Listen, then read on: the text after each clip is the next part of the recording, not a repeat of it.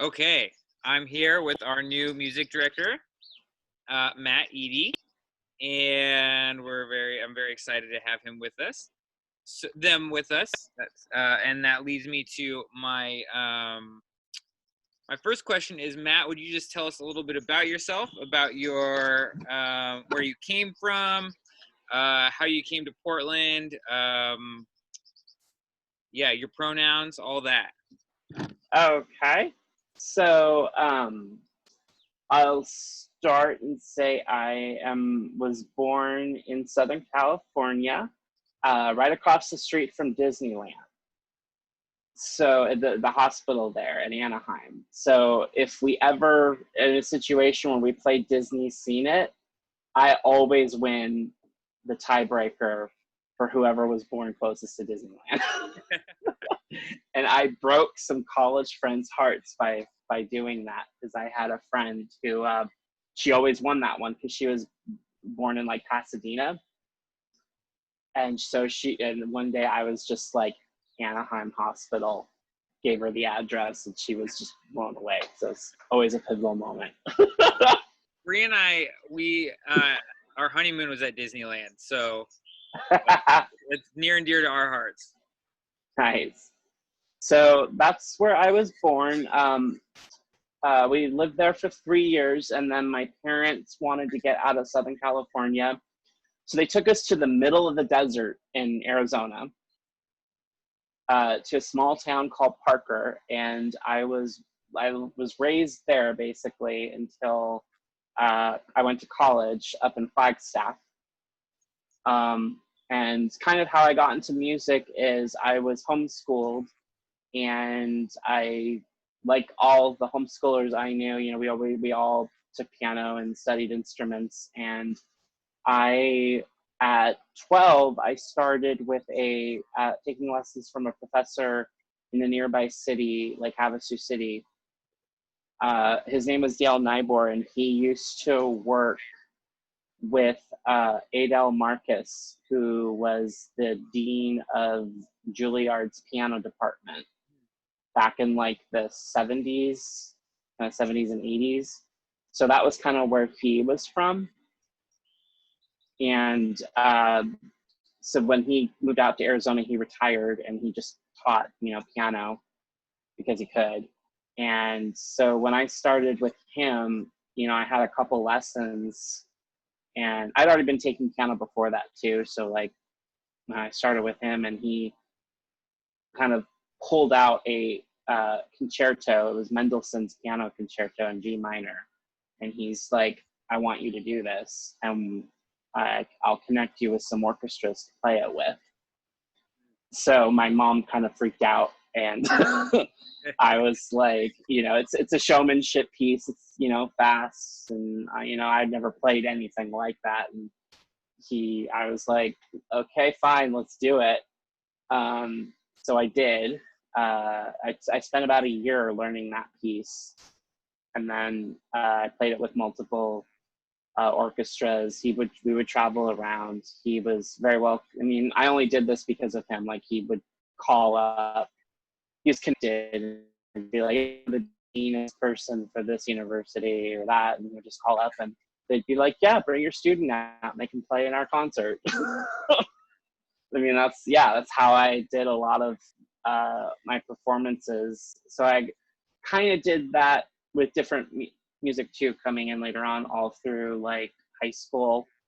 And then in college, I decided to kind of branch out a little bit with music. So I got a music minor. I should say I majored in journalism. And where'd you go to college? Northern Arizona University. Okay. Is as I say, the non-academic university, NAU. And I studied music there. I did, different things in my minor, and I also got involved in a local small Pentecostal church. Sorry, which whining. Let me put him inside. Oh, okay. All right. No worries.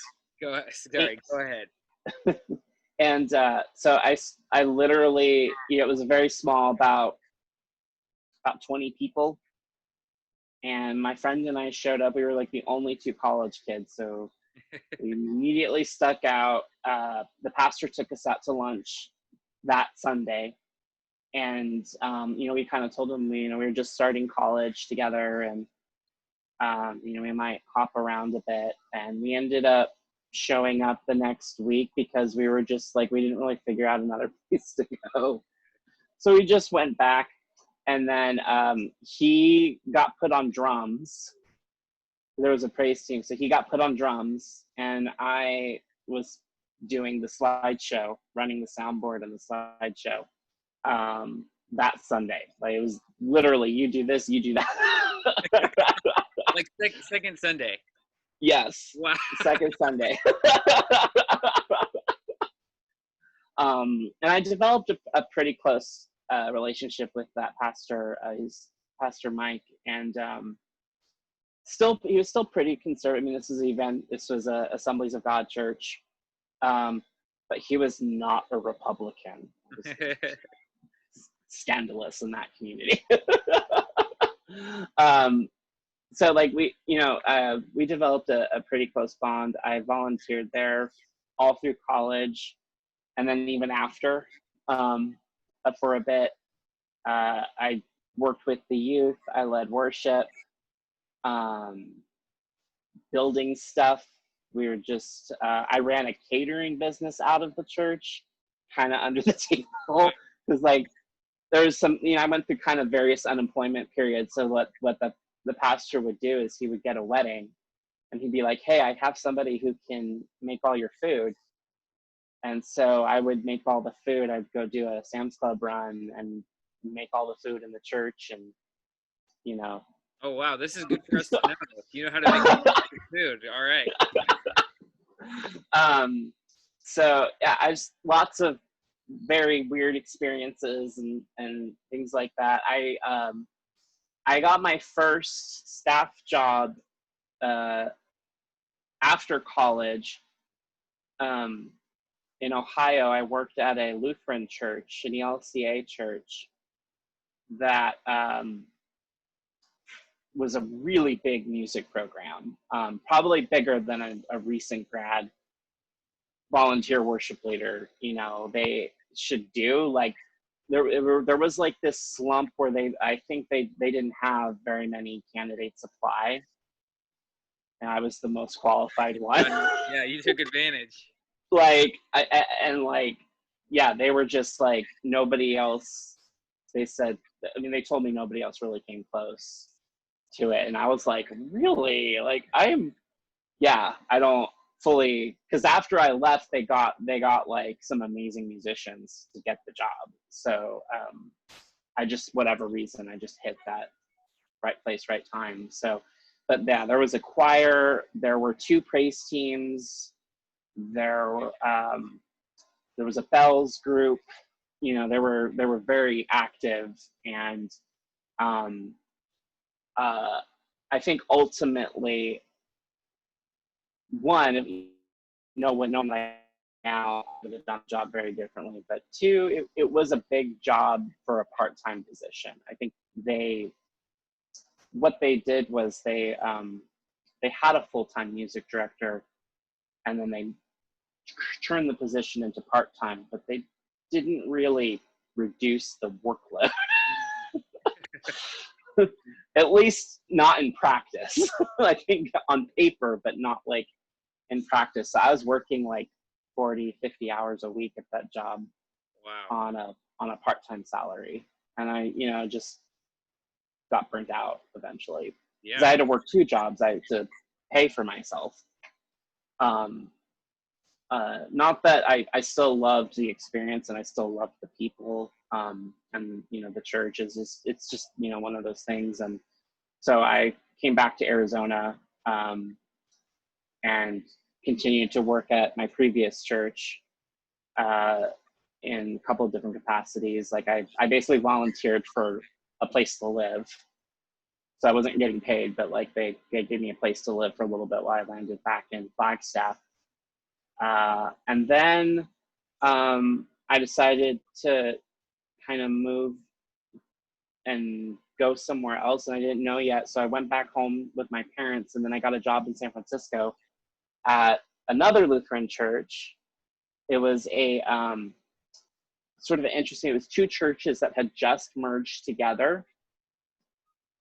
So there was some interesting dynamics with that. And there was also, it was a kind of long established congregation in the Outer Mission area, kind of merged with a Chinese church. So that was very fun, and I had to work with some pretty quirky personalities. And We don't have any quirky personalities, so no church does. And again, I actually connected with some San Francisco musicians and brought them in to build a praise team, because the praise team that was already there did not want me to do anything with them. They were just kind of like, we want to do our own thing. So like the pastor was like, build another team and just, you'll rotate. So so it was one of those situations where I was like, okay. So I did that. I helped manage their after school program a little bit.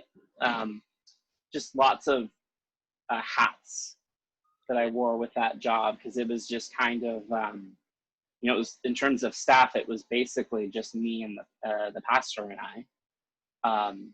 We had a admin for a little bit, but she ended up taking another job. So it was really the two of us, and volunteers. So we just kind of like, played around. We did some different things, and finally, I worked there for about 2 years, and I decided I wanted to finally get to Portland. Portland had actually been on my radar since college. Oh yeah, what was it that was drawing you to Portland? The weather. I'm an avid fluviophile. I love rain. I love cloudy weather. I mean, I don't know if it's just 'cause growing up in Arizona, I absolutely love the weather up here. Every time it's a cloudy day, I am like in my element. So that was one reason.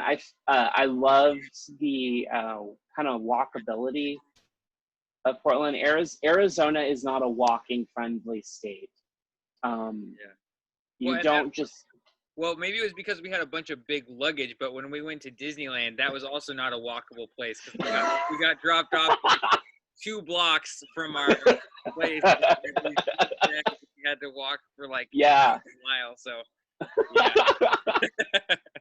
yeah, it's just, you need a car. It's it's not really a place like maybe downtown Phoenix, but you're gonna pay like $5,000 for an apartment in downtown Phoenix.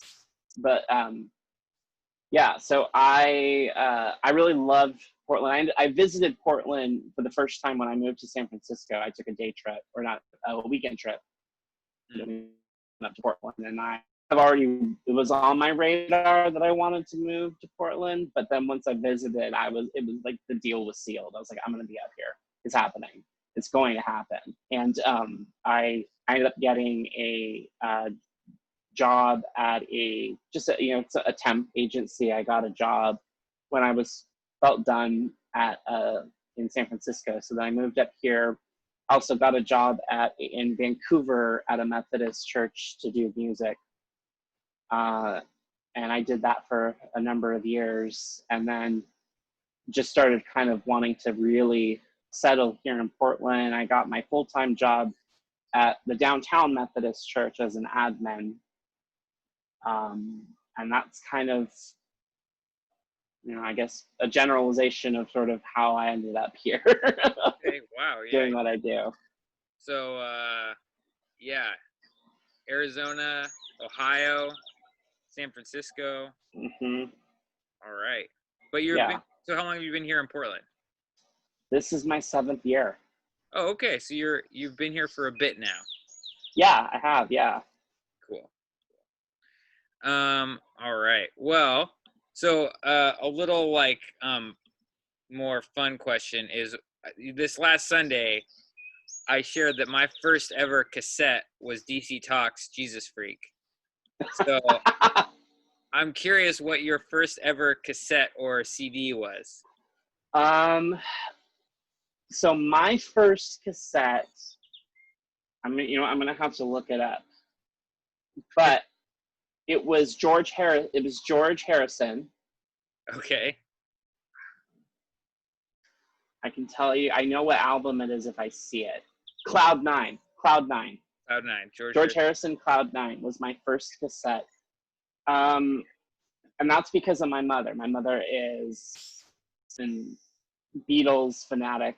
She was one of those girls screaming when they were in concert. Okay.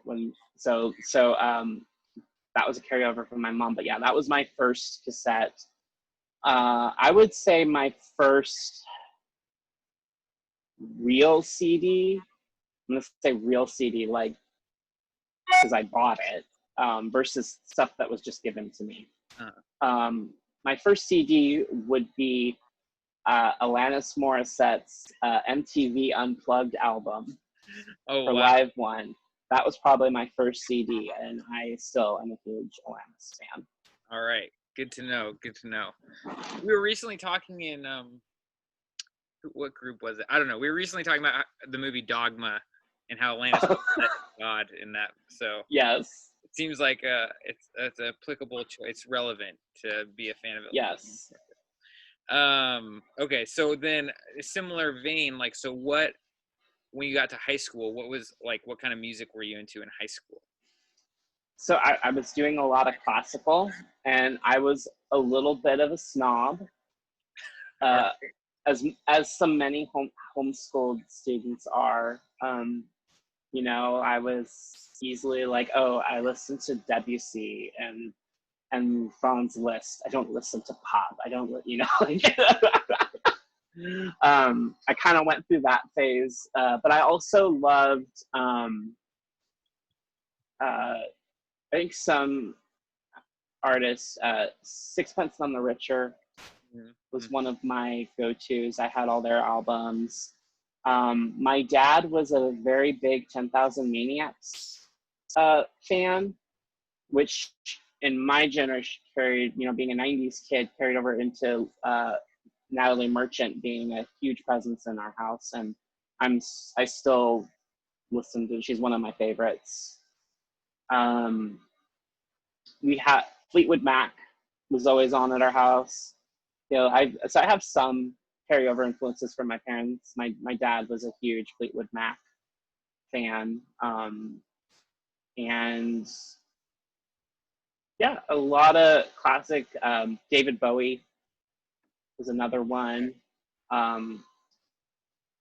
This was probably my sister's influence. Her being an '80s kid. Ace of Base was huge, and pretty much on every road trip, All right. you had to pull out Ace of Base. I think you and Bree are gonna get along talking about music. Her parents were the same. That she. Yeah. So then, so to round it out, what is your most played album right now? I am probably going to say Florence and the Machine's Lungs. I think that is almost like genius level music. It's so good. When did that one? I've listened to Florence and the Machines, but it's been a while. Is that a recent release? That was her first one. First one. Oh yeah, that is. Yeah. Okay. I still go back to it. I love all her music. I adore her.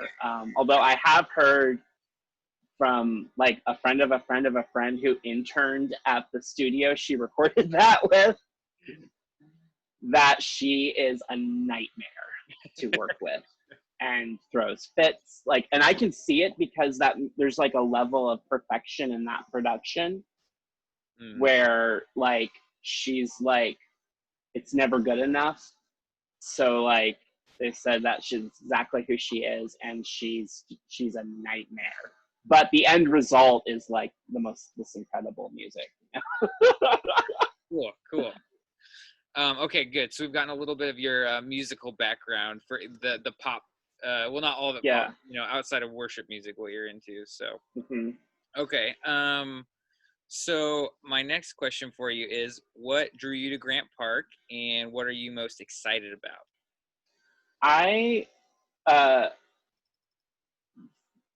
first one, it's a church in Portland, which is kind of what I was looking for. So it's like, check one. Okay, it's in Portland. It's not that far away from me. I don't have a car currently, so like being able to get to a church by public transit from like where I live, because like going to Vancouver was just too much. Yeah. So that was kind of my first checklist. I wanted to kind of be at a place with a lot of possibilities, and I definitely sensed that there was some room for based on like kind of the job description, creativity, and kind of open to trying new things, not necessarily maintaining something that to kind of use where I work at First Church. Like, that is a musical legacy church. There is no coming in and doing a lot of new things musically, because it's like the choir is it's a 40-piece choir. It's a organist. It's a Jonas Nordwell's a world-renowned organist. There's these pieces where you are maintaining some of these legacy things, and I definitely wanted to find kind of a place where there was new opportunity and kind of openness to grow, and that's always where I love to be. Like, I love to build teams, I love to draw musicians, and I love to help train people and grow their own musical skills. Probably the one funny example I have of when I worked at Ohio, one of my team members, I had a lot of youth in that band, and one was a 13-year-old girl, and she played bass. So you just kind of tell what personality she has. She's a really good bass player. And I was listening to her, and I'm like, you can sing too. And she's a very good singer, and she was like, yeah, but I don't really like to sing. And I said, well, I would like for you to sing. You should sing because you're really good. And so over time, I had her sing songs on the worship team. And the first time she did it, her mom was crying because she came up to me and she said, I didn't know my own daughter could sing like that. She would not sing. She doesn't sing for any of us. So she just had no idea. And I was like, and I don't know if it's just because I was like right out of college on that job. So me being really young, and I was able to really kind of have some of that musical connection with the kids that were there, and it was really cool. Yeah. So like just moments like that where and it's kind of how I feel music at church should be. Like, it's community. It's where you have really positive experiences, where many musicians become musicians, is because we wouldn't have Aretha Franklin without her growing up in the church, singing in the choir. Like, so I just think that's really an important piece that churches can play. And that was, I'm probably gone off long enough on that, but yeah, those are all those things. That's great. You mentioned a minute ago that how close the church is to where you live, and so I know you live in an intentional community. So could you tell us just a little bit about that and what that's like and how you got involved? Sure. So there are, and I imagine there are other intentional communities. and I don't know the official organizational name for it, but it was started by my roommate and another friend of his who is Eric Conklin, who used to work for the conference office of the United Methodist here in Oregon. He no longer does. I think he's a chaplain for a military base now, but he's an ordained Methodist minister. And then my roommate Brandon, who his old boss was Aaron Martin, who you know. He's an Episcopal minister, and so he kind of got with the Methodist churches in the area to start these sort of intentional communities, and they're all, as far as I know, they're all in Methodist-owned properties. So where I live is the parsonage of Lincoln Street United Methodist Church. There's another one in Milwaukee, and I think it's owned by St. Paul's Methodist, and there's another one in Northeast. So there's 3 houses. And they're, the general idea was that we would form some, intentional community with each other. They're spiritually very open. So like, I have one roommate who isn't particularly religious, but, kind of on that journey of spirituality. And that really, he grew up, his parents are retired Lutheran pastors. So like he was very familiar with kind of church life. And so he was very open to being here. And we kind of want house community. So not just to be roommates, because that's everywhere. Right. Build some intentional relationship, intentional community together. That can be both in spiritual practice, working together in certain things. I would say, and also before COVID, we were a little bit more doing some community things. Like I know the previous year they did a candy stand for Halloween, just to like be out and get to know community people and pass out candy and kind of make it very community. Like I wanted to hand out shaved ice, like frozen lemonades to people this summer, but with COVID, like Right. you can't really do that. And also foster creativity too. Like we all, my one roommate is an independent recording artist. Brandon does podcasts, like kind of, I think like a theology podcast. And like I'm working on a musical project of kind of progressive theological hymns and praise songs. So like and I'm a musician, so like you just want to foster creativity and kind of have a house of that. Cool. So that's really kind of the intention of the community. Yeah. Nice. Awesome. Cool. Well, yeah, I don't want to take up too much more of your time, and you and I can sit around and talk for a while, but I don't know if everyone else wants to watch it for too long. They're probably like, okay, yeah, I've had it with Matt. I don't need to anymore. Well, it's got to be weird for you to come into this church and you don't even know the faces or haven't seen the people very much. So that's got to be kind of a weird dynamic, huh? It's different. It's different. It's definitely something I think we're all adjusting to.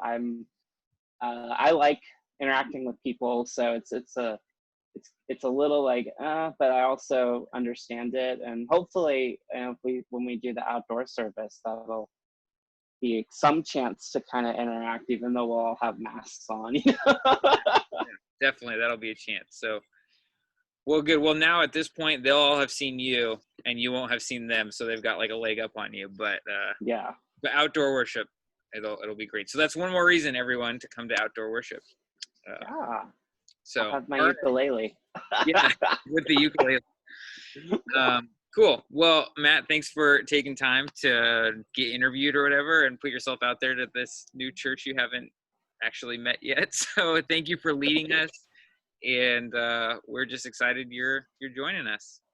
I'm very excited to be here. All right, great. Well, have a great night. You too. Bye.